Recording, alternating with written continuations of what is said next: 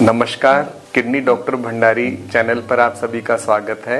आपका ये सवाल था कि हमने ये बता दिया है कि किडनी की समस्या होने पर हमें कितना पानी पीना चाहिए, लेकिन अगर हमें किडनी की समस्या होगी तो हमें कौन सा पानी पीना चाहिए, कौन सा पानी बेस्ट है? नल का पानी बेस्ट है या प्राकृतिक स्रोतों से मिला हुआ पानी बेस्ट है या आरओ वाटर जो हम लेते हैं वो बेस्ट है या उसको एल्कलाइन कर दीजिए? कौन सा पानी हम पिएं?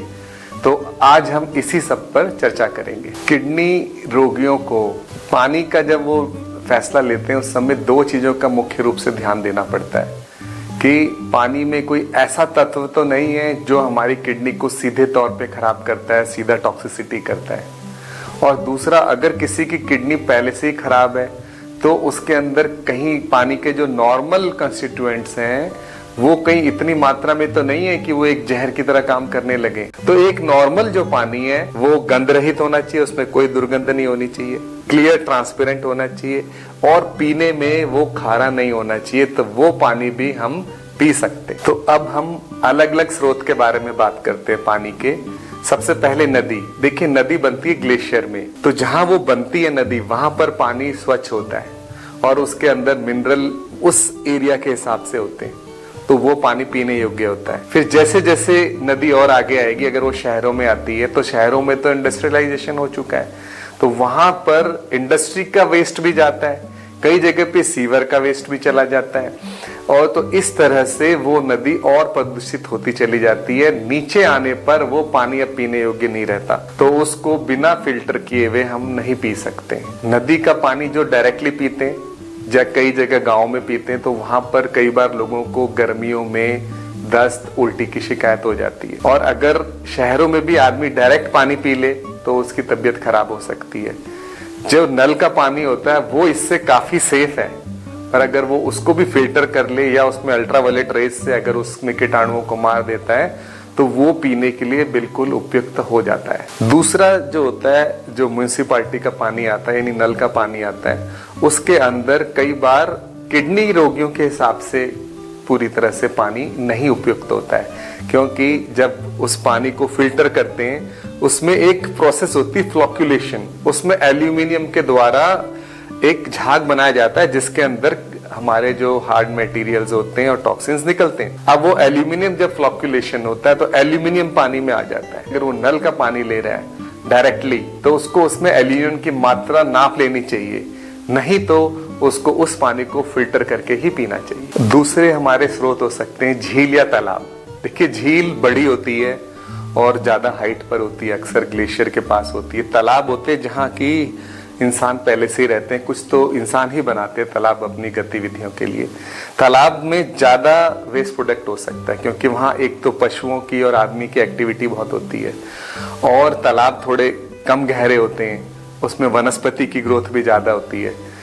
तालाब हो या झील हो, दोनों के पानी को बिना फिल्टर किए हमें नहीं पीना है। अब है हमारा बोरवेल का पानी जो कि जमीन के नीचे होता है। देखिए, जमीन के नीचे होने से उसमें बैक्टीरिया और कीटाणुओं का कंटेमिनेशन होने का खतरा कम रहता है, लेकिन इसमें भी ये ध्यान देना चाहिए, अगर हम कुएं से पानी ले रहे हैं तो उसके करीब करीब 15 मीटर तक कोई भी सीवर प्लांट नहीं होना चाहिए, कोई सेप्टिक टैंक नहीं होना चाहिए, नहीं तो वो रिस के उस कुएं तक जा सकता है।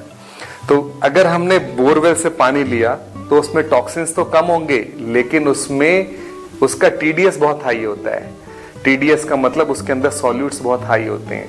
उसके सॉल्यूट्स 200 ppm से लेके 2000 ppm तक हो सकते हैं। इतना हाई ppm हमें पता चलता है, अगर आप उसको स्वाद लेगो तो वो थोड़ा खारा भी हो जाता है। किडनी की बीमारी सीधे तौर पे पानी से हो सकती है हमें ट्यूबवेल के, अगर उसमें आर्सेनिक, कैडमियम या लेड ज्यादा मात्रा में है। तो वैसे तो WHO ने इसके टीडीएस के लिए, जिसको हम ppm के द्वारा से नापते हैं, इसकी कोई वैल्यू निर्धारित नहीं की है, पर पीने के लिए 300 ppm से ज्यादा पानी नहीं होना चाहिए। और अगर कोई किडनी का रोगी है उसके लिए बेस्ट रहेगा 100 से 150 के बीच में ppm रहे, पार्ट पर मिलियन रहे।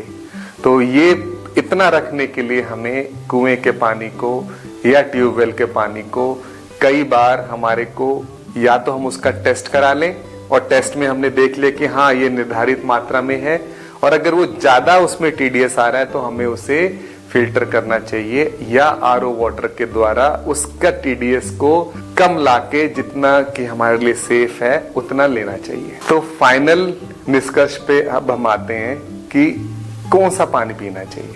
देखिए, हमारे पानी का कोई भी स्रोत हो, चाहे वो नदी का पानी है, चाहे वो टैप वाटर है, चाहे वो बोरवेल का हमने पानी लिया या झील तालाब कहीं का भी लिया है, तो वो पानी का हमें सबसे पहले टेस्ट करके देखना चाहिए। टेस्ट करने में हमें उसके अंदर कितने बैक्टीरिया हैं और कितना टीडीएस है ये चेक कर लेना चाहिए। अब मान लो हम इसको चेक नहीं कर सकते तो हम क्या करें? तो ऐसी स्थिति में हम उस पानी को बॉईल कर लेते हैं। बॉईल करने से उसके कीटाणुओं की डेथ हो जाती है, मर जाते हैं और वो पीने योग्य हो जाता है और उसकी हार्डनेस भी कम हो जाती है। लेकिन इस प्रक्रिया में सिर्फ पानी का जो स्वाद होता है वो भी खत्म हो जाता है, वो स्वादहीन हो जाता है। तो हमारे यहाँ पर पानी पीने का जो बेस्ट मेथड मुझे लगता है कि हमको आरओ प्लांट के थ्रू लेना चाहिए। यानी आरओ अगर सिस्टम हमारे घर में है तो उससे पानी को पास करें और आरओ का जो पीपीएम है उसको बिल्कुल 0 सेट नहीं करना है। या तो हम उसे 100 से 300 के बीच में कहीं सेट कर लें, जो 100 से 200 भी हो सकता है, 150 तक भी हो सकता है अपने हिसाब से। तो ये सेट कर लें, इससे हमारे को पानी की हार्डनेस कम हो जाएगी। पर इसके बावजूद भी ऐसा हो सकता है कि हमारे में पानी में जो हार्डनेस बची है 100 से 200 के बीच में, उसमें एल्यूमिनियम भी हो सकता है या आर्सेनिक कैडमियम भी हो सकता है, भले ही कम मात्रा में हो। किडनी रोगियों को लंबे समय में ये ज्यादा हो सकता है इकट्ठा होने की वजह से। तो ऐसे केस के अंदर इससे भी जो बेस्ट मेथड है वो कि हम उसका पीपीएम मिनिमम रखें, 100 से भी कम रखें और आरओ के द्वारा उसको पूरा साफ कर लें। और जब वो साफ हो जाए तो उसमें मिनरल ऐड कर दें। तो बेस्ट जो मुझे है आज की डेट में वो है कि आरओ वाटर प्लस मिनरलाइजर, अगर हम उससे मिनरल ऐड करके उसका जो पीपीएम है 100 से 300 के बीच में रखें, तो इससे हमारे को जो मिनरल हमारे को नुकसान नहीं पहुंचाते वो मिलेंगे और हमारी किडनी की बीमारी की सेफ्टी और बढ़ेगी। अब आखिर में एल्कलाइन वाटर के बारे में मैं बताना चाहता हूं। तो क्या किडनी रोगी को हम एल्कलाइन वाटर दे सकते हैं? देखिए, किडनी की बीमारी जब बढ़ती है तो हमारे शरीर में एसिडोसिस होती है। तो अगर हम उसे एल्कलाइन वाटर देंगे तो उसका थोड़ा सा एल्कलिटी बढ़ेगी, लेकिन वो जो एल्कलाइन बढ़ेगा वो मिनरल की वजह से बढ़ेगा, ना कि बाइकार्बोनेट की वजह से। तो ऐसे केस के अंदर उस पर क्या असर पड़ेगा इसके बारे में अभी पुख्ता तरीके से किसी को नहीं पता। लेकिन अगर किसी के शरीर में पीएच 7.4 रहता है, आप उसको मेंटेन करते तो सही बात है। लेकिन अगर वो पीएच बढ़ के 7.5 भी हो गया तो हमारे बॉडी का पीएच, तो हमारे शरीर के कई फंक्शन होने बंद हो जाएंगे। इससे हमारे को हार्ट की और सांस की समस्या हो सकती है। जिसकी किडनी नॉर्मल है, अगर हमने एल्कलाइन वाटर पी भी लिया तो किडनी उस एल्कली को निकाल के नॉर्मल पीएच पे ले आएगी।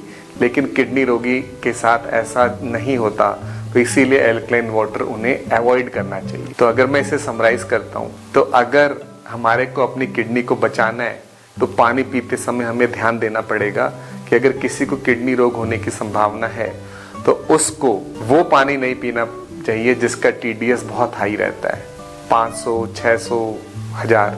उसको टीडीएस 300 पार्ट पर मिलियन से नीचे रखना है। और दूसरा, जब भी हम पानी पिए तो उसको देखना चाहिए उसमें कोई दुर्गंध नहीं होनी चाहिए और साफ और पानी पीने में मीठा होना जरूरी है। तो अगर हम इन सब चीजों का ध्यान रखते हैं तो हमारे को सुरक्षित पानी लेने में कोई भी असुविधा नहीं होगी। धन्यवाद, नमस्कार।